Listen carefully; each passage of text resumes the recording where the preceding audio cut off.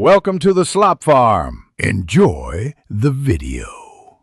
In this video, I will explain how to fix 4x4 on your Ford F150.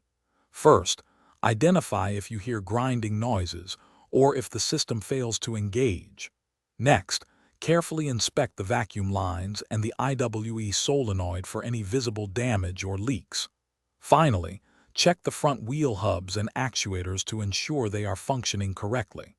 This initial inspection helps pinpoint the issue.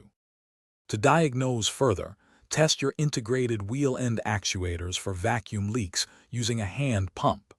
Next, confirm the transfer case motor is receiving power and engaging properly when you select four-wheel drive.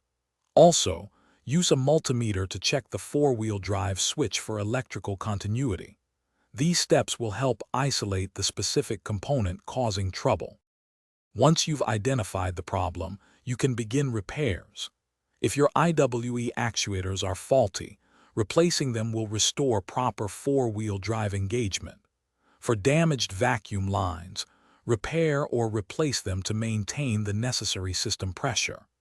If the transfer case motor isn't working, installing a new one is often the best solution for reliable performance.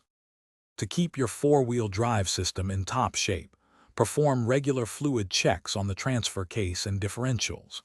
It's also a good practice to engage your four-wheel drive system monthly, even if just for a short distance, to keep all components lubricated and functional. And speaking of upgrades, check the description for a link to the Shark AI Ultra Robot Vacuum and other great deals. Thanks for watching. Consider subscribing if we helped you today.